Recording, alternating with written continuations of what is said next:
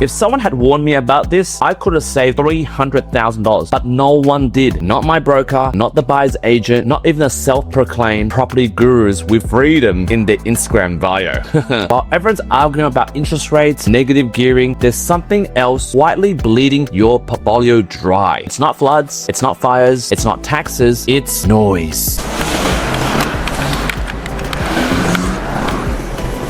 And by the end of this video, you'll know exactly why it matters and how to make sure it doesn't screw you too. Today, we're diving into how noise kills property value, why noisy homes are a rental nightmare, the health impact no one talks about, especially for your kids, what's happening in Western Sydney, and how smart investors are dodging these traps. Because in property, silence isn't just golden, it's profitable. So let's kick off with the numbers, because nothing makes investors panic faster than watching their equity disappear. According to PropTrack, train noise, every 10 decibel increase drops your property value by 4%. And road traffic noise drops your property value by 6%. And worse guys, aircraft noise drops your property value anywhere from 6 to 9%, guys. And for example, if you're living near Cairns Airport, almost 17% drop in your property value. So think about this, guys. You buy a $1 million home that's under a flight path, for example, in Sydney suburbs like Marrickville or Walleye Creek, you might be walking into $170,000 of instant losses on your property. And yet, people are still distracted by stone benchtops, walking robes, but it's not just value, guys. Let's talk about tenants. High noise areas have 69% more turnover in rentals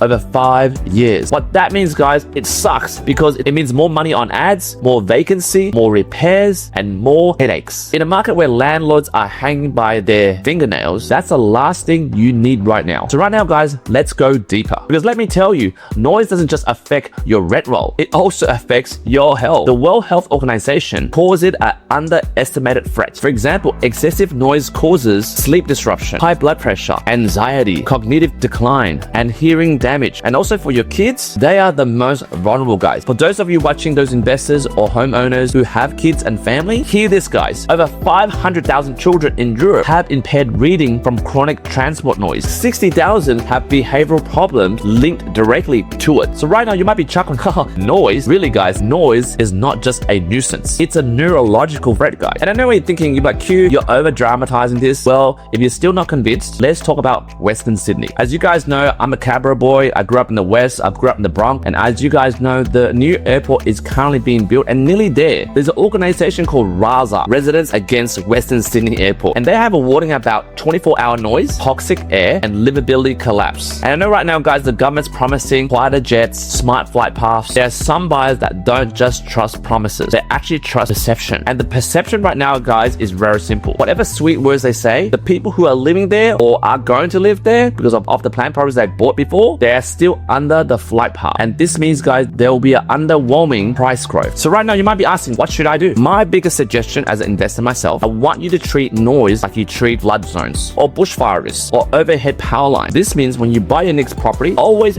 avoid flight paths unless the price is ridiculously discounted. Be cautious near freeways. Remember, guys, no sound wall, no deal. And number 3, don't assume close to station is actually a win, because it could be a rattle trap. What I mean by rattle, when the train runs through your area, your house is basically rattling. And most importantly, guys, use noise map. Don't believe what the agent is saying when it goes, oh, it's quiet at night. So guys, if you want a free noise map, check in the link below. Click that link to see whether your property is within those flight path or noisy areas. Because let's be real, guys, if you're gonna buy a property and you wouldn't sleep there yourself, don't expect your tenants to. Because here's the truth, guys, noise is invisible, but the impact on it, it's loud and it's lasting. Overall, it affects your rent, your resale, your health, stress, and finally, your bottom pocket, your capital growth. So next time, guys, when you walk the block as an investor to think about, what should I buy to invest in? Remember, guys, don't just look for mold, don't just sniff for damp. I want you to stop and listen. Because I'm telling you right now, that sound you hear,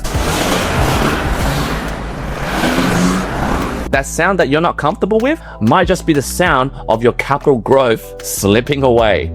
So right now, guys, if you want to build a property portfolio that actually holds up to the real world, I suggest, if you want more info about this, book a consult with me, either a 15-minute or a 60-minute deep dive consult with me. The link is in the description below. I work with independent experts, for example, financial planners, accountants, specialized buyers agents that will help you build a property plan that actually works. So if you like the sound of this video so far, no pun intended, hit the subscribe button, hit the bell notification for more future videos like this. And if you love this video in particular, smash the like button, give me your feedback, and jump in the comments, let me know what you think about noise and whether it is a key attribute, just like checking flood zones, just like checking fire zones, in determining whether this is a D grade property or an A grade property. And until next time, guys, I'll see you in the next property roast.